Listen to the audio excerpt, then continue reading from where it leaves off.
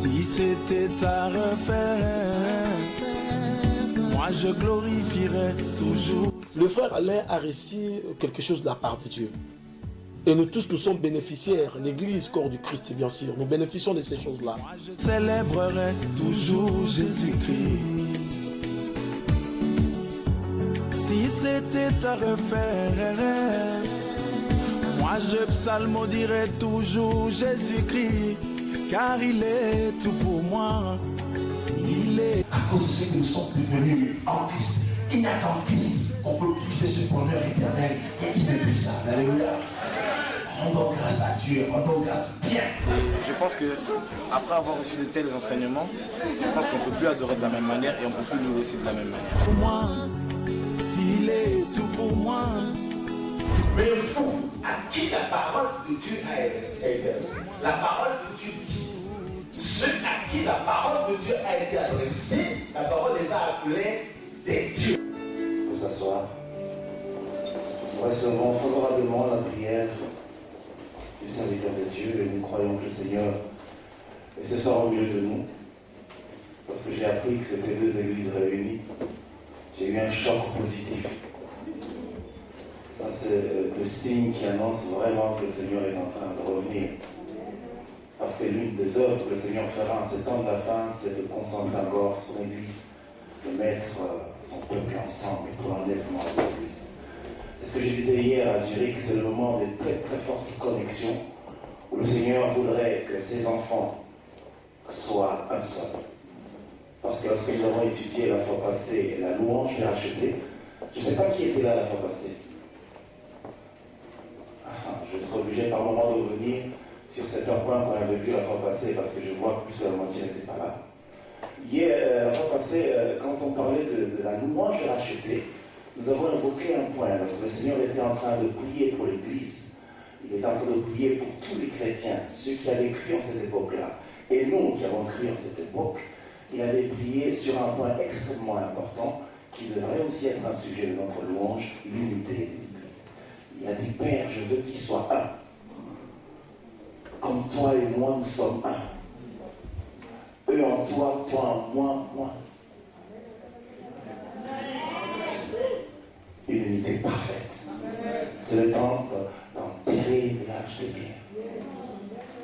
guerre. Le temps de se tenir la main d'association, de se serrer le coude et d'avancer au nom de Jésus. L'Église est forte quand elle est unie. Un royaume qui est uni est très puissant. Et vous pouvez bouger cette vie. Si vous venez ensemble, je vous assure, les démons vont chercher comment partir. Nous allons encore, cette semaine, passer du temps dans l'étude de la louange et de l'adoration. Je pense que l'autre fois, nous avons dit que si le Seigneur se met à chercher, c'est que c'est une race rare. C'est une espèce précieuse à ses yeux. Sinon, il est Dieu, il est souverain, il peut dire un mot, que tous les rachetés deviennent des vrais adorateurs, tous le deviendront. Mais s'il se met à chercher, c'est qu'il veut forcer personne. Il veut mettre chacun devant sa parole, de manière à ce que chacun soit maître de son choix. Et qu'à la fin, nous ne venons pas parce qu'on nous a attirés, parce que nous avons aimé le Christ. Nous avons partagé cette intimité avec lui et nous rentrons dans la gloire avec lui. Alléluia. Et c'est pourquoi cette avis de recherche, nous en faisons notre système de vie. Nous disons, si Dieu cherche, c'est que son cœur est là. On ne peut pas chercher un caillou, parce qu'on trouve le caillou partout. Si on cherche une pierre, c'est qu'elle est précieuse. On cherche de l'or, on cherche des pierres précieuses. Nous sommes précieux aux yeux de Dieu. Alléluia. Vous savez, le prix que nous valons, c'est le prix qui a coûté à Dieu pour que nous soyons rachetés. J'ai toujours dit, si vous voulez connaître la valeur de l'objet, allez voir combien il coûte. Le prix qu'on vous donnera, c'est la valeur que vous allez affecter à cet objet. Si vous voulez savoir ce que nous coûtons, nous le racheter, cherchez à savoir ce que cela a coûté à notre Père. Il a coûté la vie de son Fils. Nous valons Jésus-Christ. Alléluia. Pourquoi nous sommes des héritiers, co-héritiers du Christ. Amen. Hein? Amen. Pendant cette semaine, de temps en temps, je reviendrai en passant sur ce qu'on a vu. De toute façon, la répétition, même ceux du monde disaient que c'était la dernière science. Ce n'est pas nous qui allons bafouer ce principe. Nous allons de temps en temps revenir un peu sur ces sans trop de rétite, mais quand on va revenir pour cimenter le parcours de manière à ce que nous soyons tous en unité d'esprit, en unité de connaissance, pour que nous puissions tous avancer ensemble sur le même pas. C'est très très important en matière d'enseignement. Par moment, il faut faire de très très grands rappels.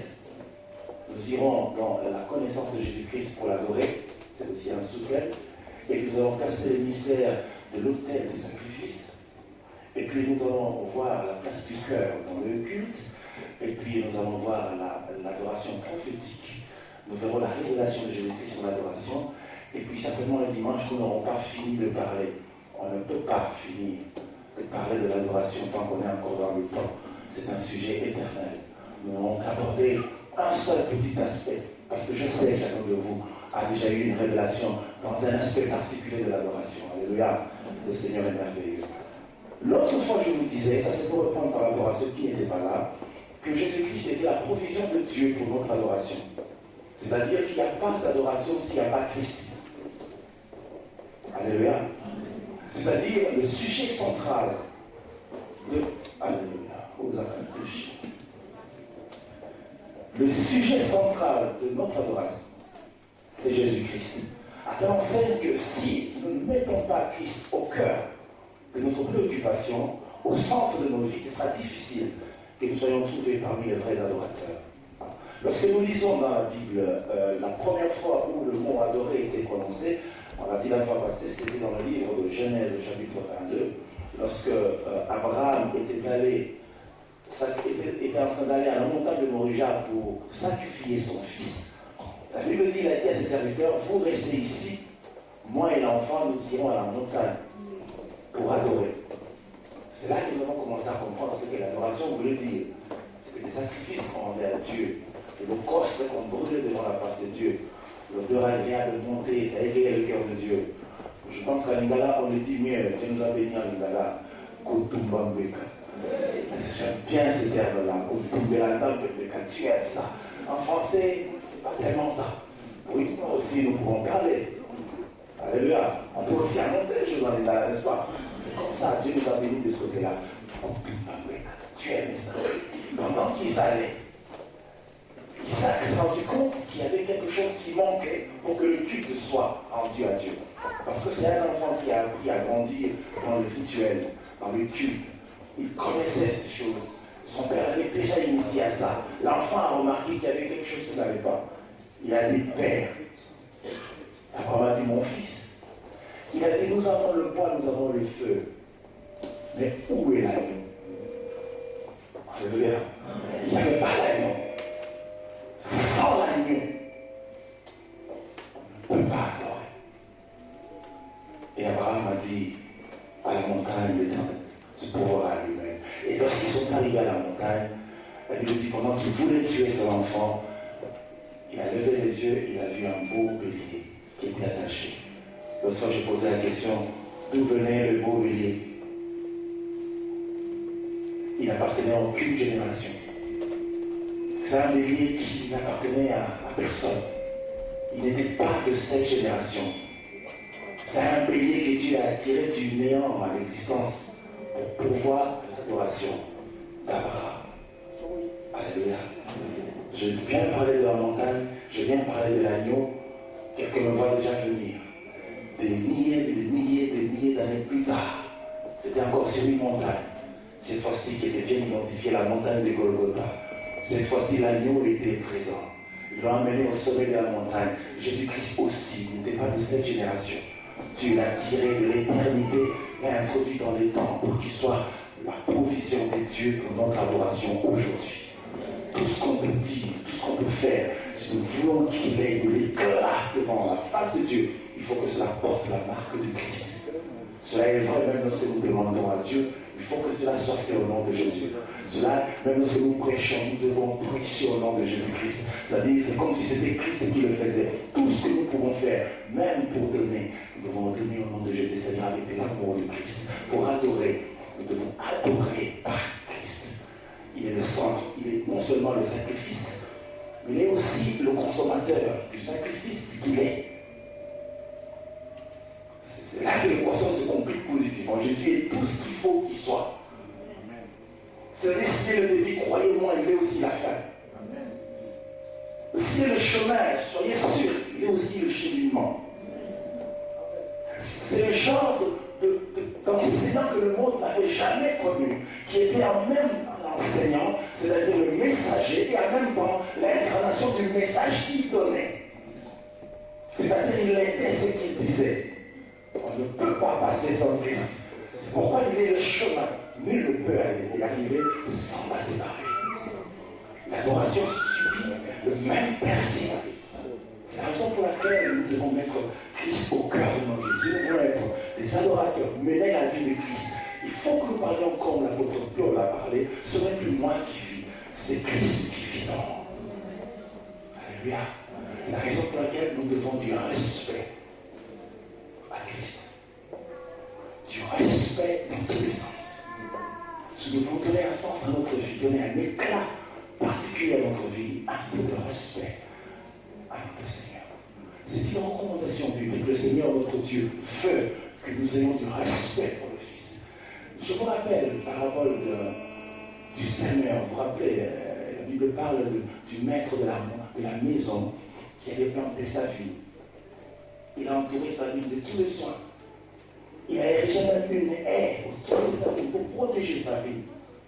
Il avait son cœur dans sa vie. Et puis, il devait aller en voyage. En partant, il a laissé sa vigne sous la garde de ce qu'on appelait les vignons, c'est-à-dire les personnes affectées à l'entretien, à la garde de la vie. C'est tombé parti. Et puis après un temps, la Bible dit qu'il a envoyé son serviteur au temps de la récolte pour qu'ils aillent auprès des vignerons et dire « Je viens pour que vous fassiez une part de la récolte de la vigne de mon maître. » La Bible dit qu'il était très mal reçu. On l'a lapidé, on l'a frappé, on l'a blessé, on l'a renvoyé à vide. Le maître de la maison a appris ce qui s'est passé. Il a envoyé son deuxième serviteur qui a reçu le même traitement. Il a envoyé le troisième qui a reçu le même traitement. Il a envoyé d'autres. Finalement, il a dit, d'accord, cette fois-ci, je vais envoyer mon fils bien-aimé. La Bible souligne que ce maître de la maison avait son fils bien-aimé. Cette fois-là, il a dit, maintenant, je vais envoyer mon fils bien-aimé. La Bible souligne qu'en disant qu'il allait envoyer son fils bien-aimé, il se disait, j'espère qu'ils auront du respect pour mon fils. Nous pouvons nous arrêter là et comprendre la pensée de notre Père à propos du Fils. Le Père veut que nous ayons du respect pour le Fils. On ne peut pas être un vrai adorateur lorsque le Seigneur Jésus ne nous dit rien. Non. Que ce soit dans notre relation avec lui, que ce soit dans notre relation avec le prochain, partout, que ce soit dans son œuvre. Si on n'a pas le respect pour Christ, on ne peut pas être un vrai adorateur. C'est impossible. N'oublions pas que Dieu fait tout passer par lui. Si on n'a pas de respect pour celui par qui tout passe, nous n'aurons rien qui puisse avoir de l'éclat. Simplement parce que nous sommes en conflit avec celui auprès de qui nous devons avoir du respect. Et lorsque vous regardez par la suite, la Bible dit, que fera le maître de la moisson? C'est une question immédiatement suivie d'une réponse. Il viendra, il fera périr ses vignerons, il prendra la vigne et la confiera à d'autres. C'est-à-dire, nous pouvons rater la jouissance de nos droits en tant que fils, en tant que serviteurs, si nous n'avons pas le respect pour le Fils. Alléluia. Je pense que l'adoration, c'est une vie. Et chaque jour, nous devons apprendre comment devenir des vrais adorateurs. Quel aspect aborder pour parfaire notre façon d'être, notre façon de vivre, et être aussi, pourquoi pas, comme ceux qui vivent dans la troisième dimension de l'adoration. Nous l'avons dit la fois passée, la troisième dimension de l'adoration. Quelqu'un peut me rappeler? Nous sommes dans un enseignement. Quelqu'un peut me rappeler la troisième dimension? Si la personne, je suis obligé de commencer par là. Non, attendez, la fois passée, j'ai donné 3 dimensions de l'adoration.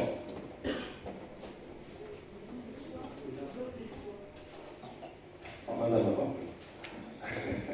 Donc on dit la première dimension, c'était le culte que nous rendons à Dieu quand nous nous réunissons comme ça. Le culte d'exaltation, c'est la première dimension de l'adoration. La deuxième dimension de l'adoration, nous avons dit, c'était le mode de vie. Parce que l'adoration cessait d'être des déclarations simplement.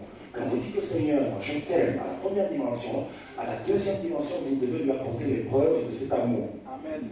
C'est-à-dire, ce n'est pas seulement fléchir le genou, se prosterner, mais c'est aussi divulguer l'amour, répandre l'amour, aimer, vivre comme on doit vivre, avec Christ comme référence. Alléluia.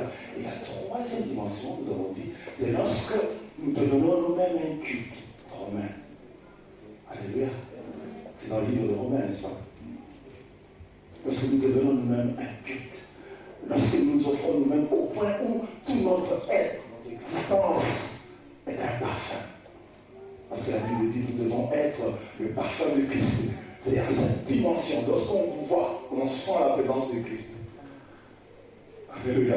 Lorsque vous entrez, même les démons partent, simplement parce que vous êtes arrivé. Parce que Christ est là, tout change. Vous pouvez être un vrai dispensateur de grâce. Parce que ce que Christ peut faire, il le fait en toi. À cause de cette identité, la troisième dimension, c'est la consécration des vrais adorateurs. Alléluia. Nous n'avons pas le choix. Parce que nous allons donner du respect au Fils. Je crois que notre vie d'adorateur va changer. Nous allons nous approcher de Dieu autrement. Et même dans le culte, nous devons savoir comment nous tenir dans le culte. C'est la raison pour laquelle nous avons donné la fois passée le modèle biblique du culte. Nous avons dit qu'il y avait deux modèles bibliques du culte, n'est-ce pas, dans un culte. Nous avons dit beaucoup de versets, vous vous rappelez?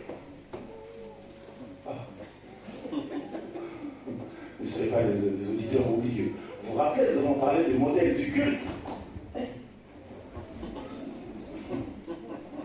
Je n'allais même pas me lever, j'allais rester là, comme on dit chez nous. Est-ce que vous vous rappelez? J'ai parlé du modèle du culte. Je n'ai pas parlé du modèle du culte. Aidez-moi s'il vous plaît. Vous avez vos notes? J'ai parlé du modèle biblique du culte, n'est-ce pas? Hein? J'ai dit, j'ai parlé de ça.